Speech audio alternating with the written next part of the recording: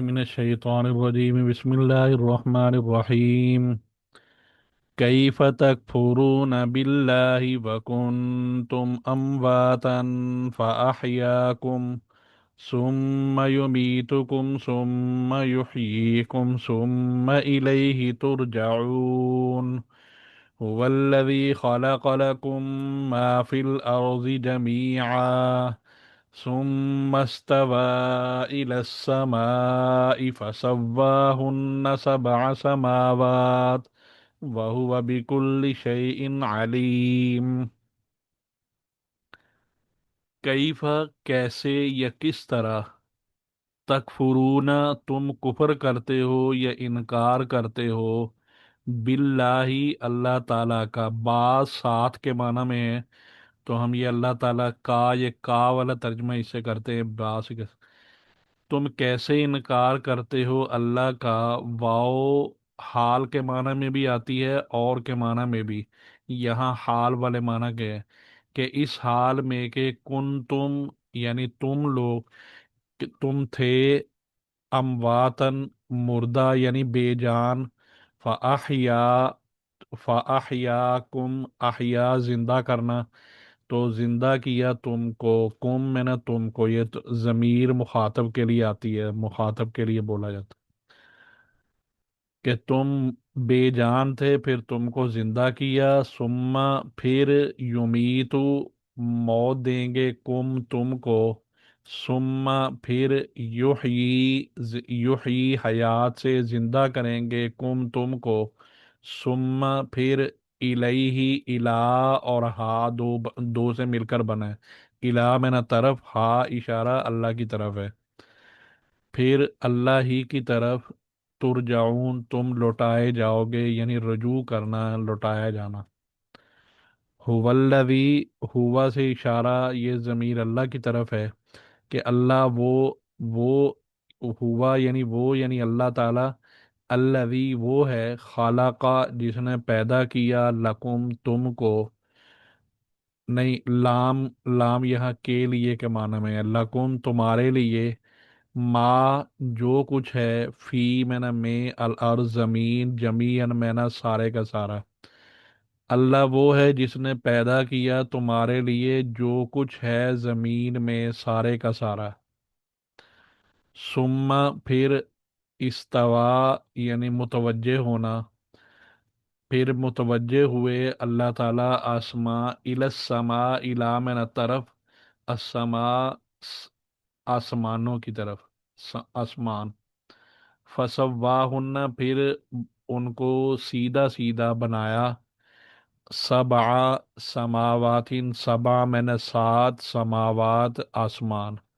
پھر ان کو سیدھا سادہ سات آسمانوں کی شکل میں بنایا،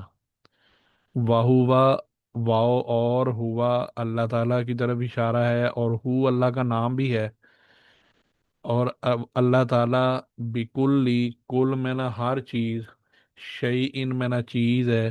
اور وہ اللہ تعالیٰ ہر چیز کو، یہ کو والا میں نہ با کا کر رہا ہوں، اور وہ اللہ تعالیٰ ہر چیز کو علیم جانتے ہیں، زیادہ جانتے ہیں، پورا علم رکھتے ہیں۔ پچھلی آیتوں میں اللہ تعالیٰ کے وجود، توحید، رسالت کے واضح دلائل، اور منکرین اور مخالفین کے باطل خیالات کا رد کیا گیا تھا۔ ان دو آیتوں میں اللہ تعالیٰ کے احسانات اور انعامات کا ذکر کر کے اس پر تعجب کا اظہار کیا گیا کہ اتنے احسانات کے ہوتے ہوئے کیسے یہ ظالم کفر اور انکار میں مبتلا ہوتے ہیں، جس پہ اس بات پر تنبیہ ہے، یعنی خبردار کیا گیا ہے کہ اگر دلائل میں غور کرنے کی زحمت گوارا نہیں کرتے تو کم از کم محسن کا احسان ماننا، اس کی تعظیم کرنا اور اس کی اطاعت کرنا تو ہر شریف انسان کا طبعی اور فطری تقاضا ہے۔ اسی راستے سے تم اللہ تعالیٰ کی اطاعت پر آ جاؤ۔ پہلی آیت میں کیف تکفرون باللہ میں ان مخصوص نعمتوں کا ذکر ہے جو ہر انسان کی ذات اور نفس کے اندر موجود ہیں، مثلاً کہ وہ پہلے بے جان ذرات کی صورت میں تھا، پھر اللہ تعالیٰ نے زندگی پیدا فرمائی۔ اور دوسری آیت میں هو الذی خلقکم میں ان عام نعمتوں کا ذکر ہے جن سے انسان بھی اور باقی تمام مخلوقات بھی فائدہ اٹھاتی ہیں، اور وہ انسان کی زندگی اور بقا کے لیے ضروری ہیں۔ ان میں سے پہلے زمین اور اس کی پیداوار کا ذکر کیا گیا کہ جس سے انسان کا قریبی تعلق ہے، پھر آسمانوں کا ذکر کیا گیا جن کے ساتھ زمین کی زندگی اور پیداوار جو ہے وہ وابستہ ہے۔ کیف تکفرون باللہ کہ تم کیسے اللہ کا انکار کرتے ہو۔ ان لوگوں نے اگرچہ بظاہر تو خدا کا انکار نہیں کیا، لیکن خدا کے رسول کے انکار کو اللہ ہی کا انکار قرار دے کر اللہ تعالیٰ نے ان کو ایسے مخاطب کیا۔ کن تم امواتن فاحیاکم، یہ کن تم امواتن، اموات میت کی جمع ہے، مردہ اور بے جان چیز کو کہا جاتا ہے۔ مطلب یہ ہے کہ انسان اپنی اصلی حقیقت پر غور کرے تو معلوم ہوگا کہ اس کے وجود کی ابتدا وہ بے جان ذرات ہیں جو کچھ منجمد یعنی جمی ہوئی چیزوں کی شکل میں، کچھ بہنے والی چیزوں میں، کچھ غذاؤں کی صورت میں تمام دنیا میں پھیلے ہوئے تھے۔ اللہ تعالیٰ نے ان بے جان ذرات کو کہاں کہاں سے جمع فرمایا، پھر ان میں جان ڈالی، پھر ان کو زندہ کر کے انسان بنا دیا۔ یہ اس کی پیدائش کی ابتدا کا ذکر ہے۔ ثم یمیتکم ثم یحییکم، یہ جس نے پہلی مرتبہ تمہیں بے جان ذرات کو جمع کر کے ان میں جان پیدا کی، وہ اس جہان میں تمہاری عمر کا مقررہ وقت پورا ہونے کے بعد پھر تمہیں موت دے گا، اور پھر ایک عرصہ کے بعد قیامت میں اسی طرح تمہارے جسم کے بے جان اور منتشر ذرات کو جمع کر کے تمہیں دوبارہ زندہ کرے گا۔ اس طرح ایک موت یعنی بے جان ہونا تمہاری ابتدا میں تھا، پھر اللہ تعالیٰ نے تمہیں زندہ کیا۔ دوسری موت دنیا کی عمر پوری ہونے کے وقت، دوسری زندگی جو ہے وہ قیامت کے روز ہوگی۔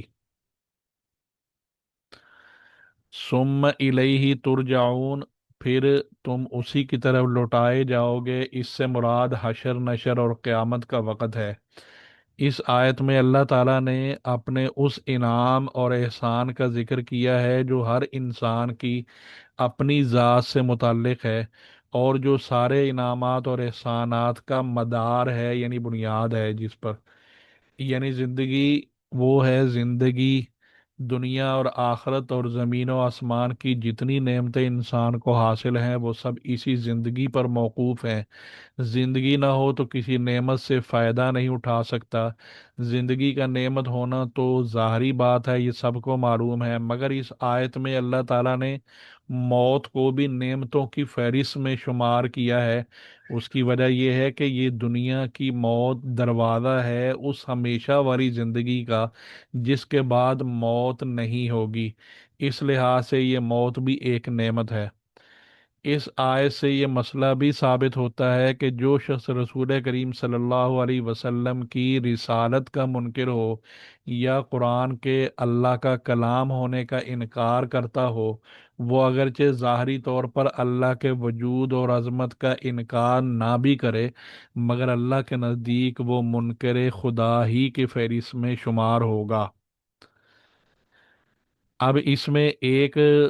قبر کی زندگی بھی ہے، اس کو یہاں شمار نہیں کیا اس آیت میں۔ دنیا کی زندگی اور موت کے بعد والی زندگی، اس میں صرف ایک حیات کا ذکر ہے جو قیامت کے دن ہونے والی ہے۔ قبر کی زندگی جس کے ذریعے قبر کا سوال و جواب، قبر میں ثواب اور عذاب کا ہونا قرآن کریم کی مختلف آیات اور احادیث سے ثابت ہے، اس کا ذکر نہیں کیا گیا۔ اس کی وجہ یہ ہے کہ یہ اس کو برزخ کی زندگی کہتے ہیں، یعنی مرنے کے بعد والی جو قبر والے، آخرت سے پہلے پہلے۔ یہ برزخی زندگی اس طرح کی زندگی نہیں ہے جو انسان کو دنیا میں حاصل ہوتی ہے یا پھر آخرت میں حاصل ہوگی، بلکہ یہ ایک درمیانی صورت ہے، خواب کی زندگی کی طرح ہے۔ اس کو دنیا کی زندگی کا تکملہ بھی کہا جا سکتا ہے۔ تکملہ کا مطلب کہ اس زندگی کو پورا کرنا، مکمل کرنا۔ اور آخرت کی زندگی کا مقدمہ بھی کہا جا سکتا ہے، کہ مطلب یہ کہ آخرت کی زندگی یہاں سے سٹارٹ ہو گئی، اس لیے یہ کوئی مستقل زندگی نہیں ہے، اس لیے اس کو علیحدہ سے ذکر نہیں کیا گیا۔ پھر آگے جو فرمایا، والذی خلق لکم ما فی الارض جمیعا، یعنی اللہ وہ ہے جس نے پیدا کیا تمہارے لیے جو کچھ زمین میں ہے سب کا سب۔ یہ اس عام نعمت کا ذکر ہے جس میں تمام انسان بھی، حیوانات وغیرہ بھی سب شریک ہیں، اور ایک لفظ میں ان تمام نعمتوں کا خلاصہ آ گیا جو دنیا میں کسی انسان کو حاصل ہوئی ہیں یا ہو سکتی ہیں، کیونکہ انسان کی غذا، لباس، مکان اور دوا اور راحت کے سارے سامان زمین ہی کی پیداوار ہیں۔ ثم استوى إلى السماء فسواهن سبع سماوات وهو بكل شيء عليم۔ استوا جو ہے، لفظ استوا اس کے معنی ہوتے ہیں سیدھا ہونے کے، مطلب یہ ہے کہ زمین کی پیدائش کے بعد اللہ تعالیٰ نے آسمانوں کی تخلیق کا درست ارادہ فرمایا، جس میں کوئی رکاوٹ نہ جس میں کوئی رکاوٹ نہ ہو سکے، یہاں تک کہ سات آسمانوں کی تخلیق مکمل فرما دی، یعنی اس کو مکمل پیدا فرما دیا، اور وہ ہر چیز کا جاننے والا ہے، اس لیے کائنات کی پیدائش اس کے لیے کوئی مشکل کام نہیں ہے جب اس کو ہر چیز کا علم ہے۔ اس آیت میں زمین کی تمام چیزوں کو انسان کے لیے پیدا فرمانے کا بیان ہوا ہے۔ اس سے ایک بات تو یہ معلوم ہو گئی کہ دنیا کی کوئی چیز ایسی نہیں ہے جس سے انسان کو کسی نہ کسی حیثیت سے بلا واسطہ یا بالواسطہ فائدہ نہ پہنچتا ہو، چاہے یہ فائدہ دنیا میں استعمال کرنے کا ہو یا آخرت کے لیے عبرت اور نصیحت حاصل کرنے کا ہو۔ بہت سی چیزوں کا فائدہ تو انسان محسوس کرتا ہے، اس کی غذا، دوا یا استعمال میں براہ راست آتی ہیں، اور بہت سی چیزیں ایسی ہیں کہ انسان کو ان سے فائدہ پہنچتا ہے لیکن اس کو خبر نہیں ہوتی۔ یہاں تک کہ جو چیزیں انسان کے لیے نقصان دہ سمجھی جاتی ہیں، جیسے زہریلی اشیاء، زہریلے جانور وغیرہ، تو اگر ہم غور کریں تو وہ بھی کسی نہ کسی حیثیت سے انسان کے لیے نفع بخش ہی ہوتی ہیں۔ جو چیزیں انسان کے لیے ایک طرح سے حرام ہیں، وہ دوسری کسی طرح اور حیثیت سے ان کا نفع بھی انسان کو پہنچتا ہے۔ ایک آ- ایک حضرت ابن عطا ہیں جو بڑے اللہ والے تھے، انہوں نے اس آیت کے تحت بیان فرمایا ہے کہ اللہ تعالیٰ نے ساری کائنات کو تمہارے لیے اس لیے پیدا فرمایا کہ ساری کائنات تمہاری ہو اور تم اللہ کے ہو۔ اس لیے عقل مند کا کام یہ ہے کہ جو چیز اسی کے لیے ہی پیدا ہوئی ہے وہ اس کو تو ملے گی ضرور، اس کی فکر میں لگ کر اس ذات سے غافل نہ ہو جس کے لیے یہ انسان خود پیدا ہوا ہے۔ اس آیت سے بعض علماء نے اس بات پر دلیل بیان کی ہے کہ دنیا کی تمام چیزوں میں اصل یہ ہے کہ وہ انسان کے لیے حلال اور مباح ہو،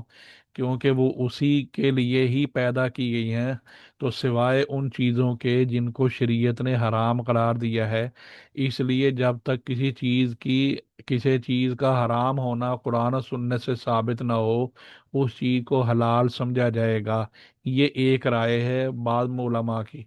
اور بعض علماء نے یہ قرار دیا ہے کہ انسان کے فائدے کے لیے کسی چیز کے پیدا ہونے سے اس کا حلال ہونا ثابت نہیں ہوتا، اس لیے اصل جو ہے وہ چیزوں میں حرام ہونا ہے، یعنی حرمت ہے، لیکن جب تک قرآن و سنت کی کسی دلیل سے اس کے لیے جائز ہونا، حلال ہونا ثابت نہ ہو، ہر چیز حرام سمجھی جائے گی۔ اور بعض علماء نے اس پر توقف فرمایا، مطلب یہ کہ انہوں نے کوئی رائے نہیں دی۔ علامہ ابن حیان رحمہ اللہ نے فرمایا ہے کہ صحیح بات یہ ہے کہ اس آیت میں یہ جو مذکورہ اقوال ہیں یہ کسی کے لیے حجت نہیں ہے، کیونکہ اللہ تعالیٰ نے جو یہ فرمایا خالق لکم، کہ اللہ نے تمہارے خالق کا پیدائش کہ تمہارے لیے پیدا کیا، تو یہ لکم تمہارے لیے مطلب یہ نہیں ہے کہ تمہارے لیے، مطلب یہاں لام سبب کے معنی میں ہے، یعنی وجہ کے معنی میں۔ وہ کہتے ہیں کہ یہ چیزیں تمہاری وجہ سے پیدا کی گئی ہیں، وہ یہ معنی کرتے ہیں۔ تو اس سے انسان کے لیے ان چیزوں کے حلال ہونے پر کوئی دلیل قائم ہو سکتی ہے، نہ حرام ہونے پر، بلکہ حلال حرام کے احکامات علیحدہ قرآن و سنت میں بیان ہوئے ہیں، ان کی اتباع کرنا لازم ہے۔ اس آیت میں زمین کی پیدائش پہلے، آسمانوں کی پیدائش بعد میں ہونا، اور پھر سما کا لفظ درمیان میں لانا، یعنی سما کا مطلب ہوتا ہے پھر، یعنی بعد میں، یہ بیان کیا گیا۔ صحیح یہ ہے، یہی صحیح ہے کہ زمین کی پیدائش پہلے ہوئی ہے، آسمان بعد میں۔ لیکن سورۃ النازعات میں جو یہ ارشاد ہے، سورۃ النازعات میں ہے والارض بعد ذلک دحاہا، یعنی زمین کو آسمانوں کے پیدا کرنے کے بعد بچھایا۔ تو اس سے یہ لازم نہیں آتا کہ زمین کی پیدائش آسمانوں کے بعد ہوئی ہو، بلکہ اس کا مطلب یہ ہے کہ زمین کی درستگی اور اس میں سے پیداوار نکالنے وغیرہ کا جو تفصیلی کام تھے، وہ کام آسمانوں کی پیدائش کے بعد ہوئے ہیں، اگرچہ اصل زمین کی پیدائش آسمانوں سے پہلے ہو چکی تھی۔ اس آیت سے آسمانوں کی تعداد 7 ہونا بیان کیا گیا ہے، 7 سماوات، 7 آسمان۔ اس سے معلوم ہوا کہ بعض لوگ جو یہ کہتے ہیں کہ آسمان 9 ہیں، وہ صرف ان کے خیالات پر مبنی ہے، وہ کوئی اس کی حقیقت نہیں ہے۔